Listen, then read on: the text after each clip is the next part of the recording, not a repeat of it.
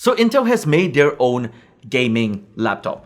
This right here is the Intel NUC X15 and Illegear has brought it into Malaysia under the name Onyx M.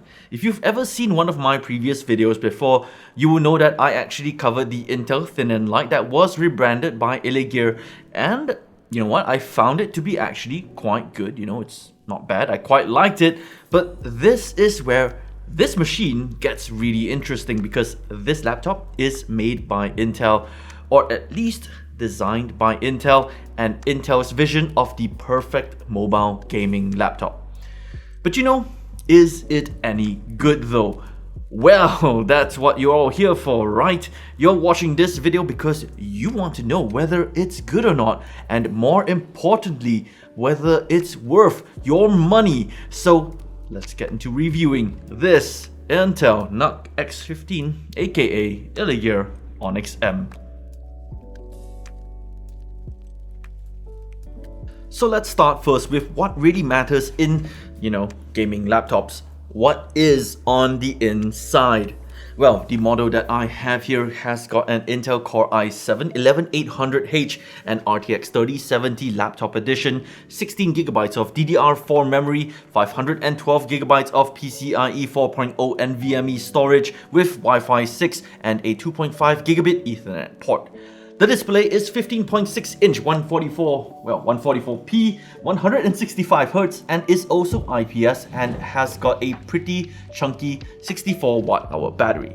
All of this is packed into a pretty slim and light chassis, magnesium alloy chassis that sizes in at 356mm wide, 232mm deep, and just 24mm off the table, and weighs just shy of about 2 kilograms at 1.92. The power brick is pretty chunky, weighing in at 677 grams, outputs 230 watts, and is made by FSP.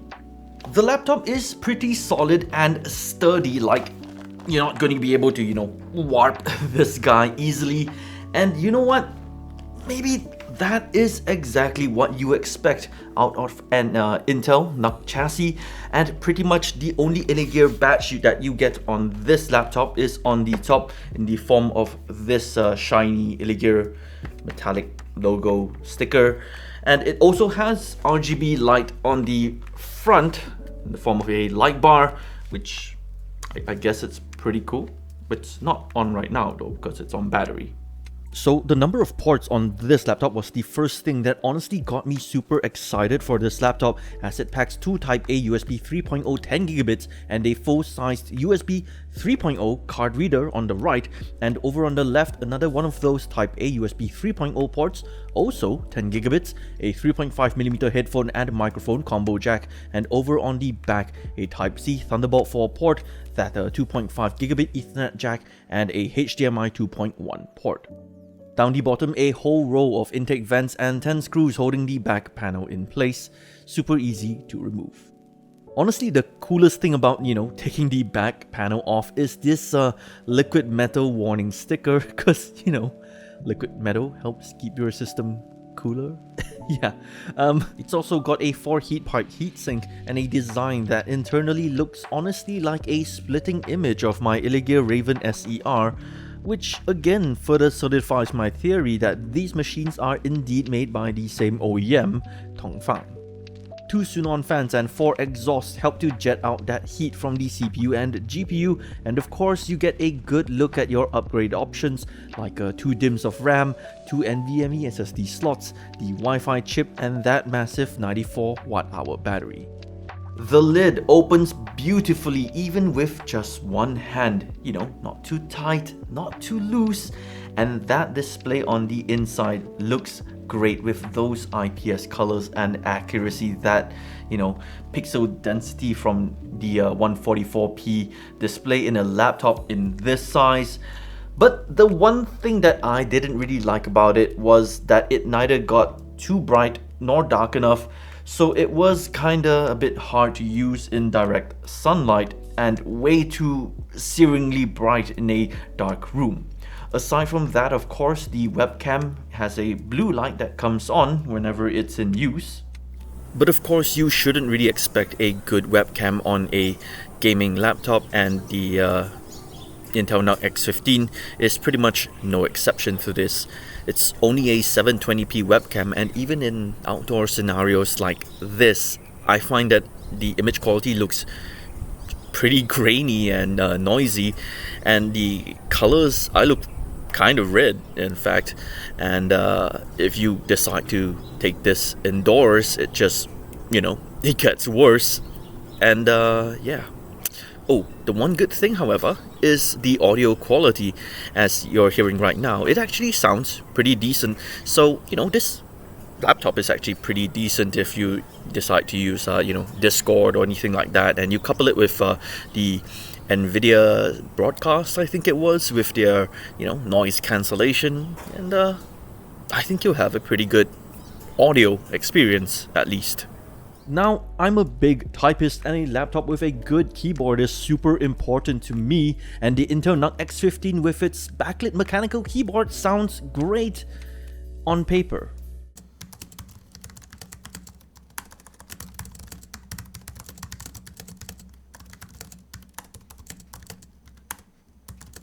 As Thanos once said, reality is often disappointing, and this keyboard honestly sounds and feels pretty bad and rattly and wobbly to me.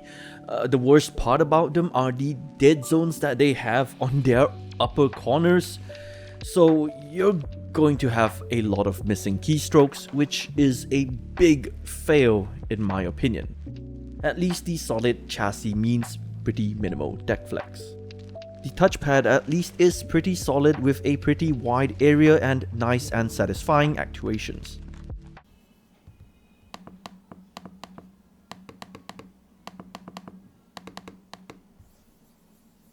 So software time, and it's pretty bare bones with the Intel Graphics Command Center, NUC Software Studio, NUC Audio Studio, and Realtek Audio Console. For the most part, you're probably going to be using the NUC Software Studio to set up your lighting and performance and whatnot, but don't expect too much out of it as it is pretty basic. Let's get into the benchmarks, and I'm going to start first with storage. The Samsung PM991 inside performs decently well as long as you don't fill it up beyond 80%. At 65% capacity, I was getting about 2.1 gigabits per second for sequential reads with about 1.3 gigabits per second for sequential writes, so not too bad. But the moment that I crossed that threshold to about 85% capacity, these numbers dropped to about 2 gigabytes per second for sequential reads and 240 megabytes per second for sequential writes. Yeah. I'm not too sure if this is an isolated incident of, or not, because when I relate this back to Illegear, they did their own internal testing. Even at 80% capacity, their PM991 still showed very decent writes of about 1.2 gigabits per second. A brief amount of research online revealed that this isn't really an isolated incident. However, as some PM991s in other brands like Dell have also been experiencing the same issue, so in the end your mileage may vary. It's just something that you probably need to be aware of. With that out of the way though, let's get into the CPU and GPU performance. I've covered the 11800H before in my previous video of the Illegear Onyx VTGL, so we have a good comparison to see how the NUC X15 stacks up. In both Cinebench benchmarks, the NUC X15 unfortunately came in lower than the Onyx VTGL at 4,349 versus 4,651 in Cinebench R20 and 11,225 versus 12,186 in Cinebench R23. We also saw a reduction in single-core scores at 564 and 1,459 respectively. This of course has very much to do with the maximum power draw of about 90 watts, which is in line with the PL2 limits before ultimately settling at a PL1 limit of about 65 watts, which is, pretty much what it does pretty much all of the time under a sustained load. This also meant that it lost out in the BMW Blender benchmark, coming in at 3 minutes and 40 seconds, 19 seconds slower than the Onyx V TGL. The NUC X15 pretty much hit the 95 Celsius thermal limit instantly and subsequently thermal throttled in the Cinebench 10-minute throttle test with an average all-core clock of about 3.4 GHz. You can also clearly see the initial spike to 90 watts before the 11800H hits 95 Celsius and goes, nah, I can't do it, and just pretty much instantly sits at 65 watts for almost the rest of the benchmark. Gaming, however, is obviously more GPU intensive, so I don't expect the CPU to thermal throttle, but then again, the RTX 3070 inside should also be a toasty boy. And indeed, in Assassin's Creed Valhalla, unfortunately, we did see thermal throttling on the CPU, as reported by Hardware Info.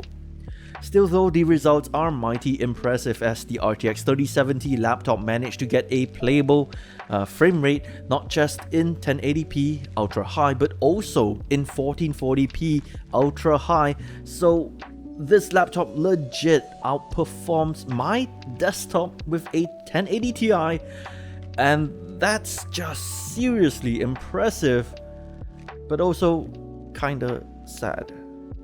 The same can pretty much be said about Horizon Zero Dawn, where the game was absolutely playable in both 1080p and 1440p in the ultimate quality setting, with an average FPS never dipping below 70 FPS and the 0.1% low only going to about the mid 40s despite the CPU hitting well above 90 Celsius and thermal throttling.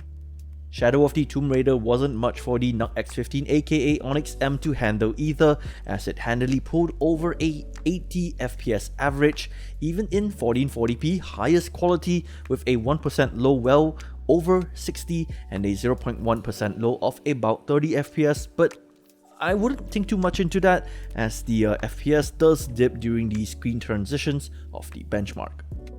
Up till now, none of the games really took advantage of that 165Hz high refresh rate panel of this laptop, but Rainbow Six Siege changes all of that with an average FPS of about 189 even at 1440p on ultra settings, which is absolutely awesome. Rainbow Six Extraction is a new game that I'm including in my benchmark suite, and it's a little bit more demanding than Rainbow Six Siege, but regardless of whether you're playing in 1440p or 1080p, you're not going to run into frame rate issues in this game. I just think that in general, this laptop is really proving itself to be a massively capable, portable gaming machine.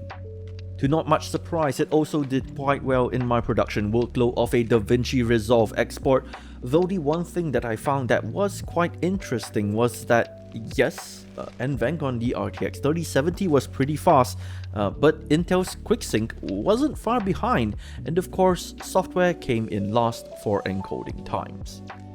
Now, I talked before about how the CPU frequently thermal throttles during gameplay or pretty much any kind of a heavy workload, and this has negative impacts on the chassis temperature.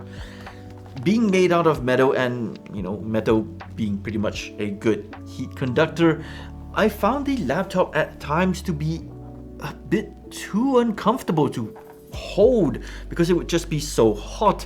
However, those heat zones are pretty much on the top area of the keyboard, right here, and the bottom area where the intakes are. It also, unsurprisingly, can get pretty loud in these moments where it's, under load. But again, I found the noise levels more on par for gaming laptops.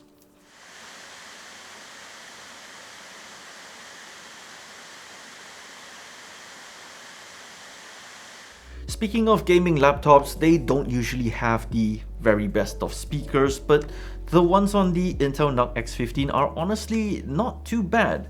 You of course can't compare them to, dedicated speakers, but they're actually pretty decent with a decent amount of clarity on them and even a little bit of bass, which is nice to see. This is how you can help React collect data on the Parasite ecosystem. Reloading here!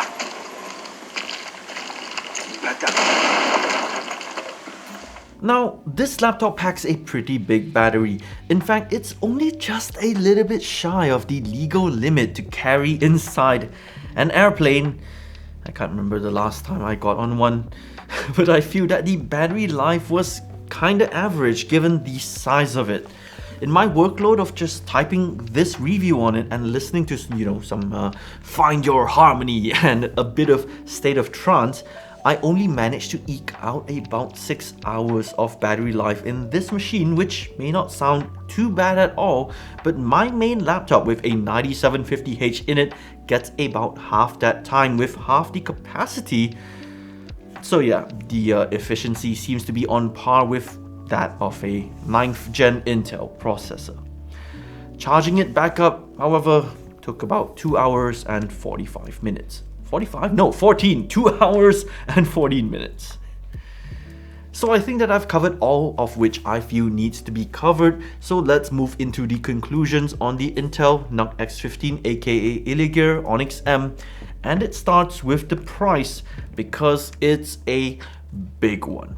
If you're interested in the exact same configuration that I have here, expect to pay a hearty 9,098 ringgit for it, and to me that's the biggest problem with this laptop, because at that very same price or maybe a little bit more, you can get yourself a Razer blade with pretty much near identical specifications. Of course, if you live in Malaysia like I do, then Razer isn't readily available to purchase here. You probably have to bring it in from Singapore or something, and that's just extra cost and effort. But yeah, you know what, otherwise it's really tough competition. Now, I can't tell you for sure how the Razer stacks up against this machine, but I can tell you what I think about it though, and honestly, for the price, I expected more out of the keyboard. Yes, I might be nitpicking at this point, but to me the keyboard is the one thing that I interface most with a laptop, perhaps, second to the screen. So a good keyboard is important to me, and because of this, I am just a little bit disappointed that Intel couldn't really put a better keyboard on here. That I've even had better membrane keyboards, like the one on my Raven, and yeah. That aside though, when we talk about the other features and the performance, look, this machine easily kicks my PC around with a 3700X and a 1080 Ti. Sure, not really the newest PC these days, but I find that to be mighty impressive, especially in a machine this thin and light. So if you can overlook stuff like a keyboard, extremely subpar webcam, and you just wanna get a good gaming laptop, I think you owe it to yourself to at least check out the Intel NUC X15, or again, if you're in Malaysia, the Illegear Onyx M, because this is obviously who is bringing the laptop in. That's pretty much it for this video. If you guys want to check out this laptop, I'll leave links for it in the description. As usual, like if you liked it, if you found it useful, share it if you have something to say. Sorry. Comment down below, and if you like my videos and want to see more, then subscribe and hit the bell icon to get notified for any future videos. My name is Yang the Tech Rodent, and personally, the keyboard is a deal breaker for me, but let me know what you guys think, right? I'll see you guys in the next video.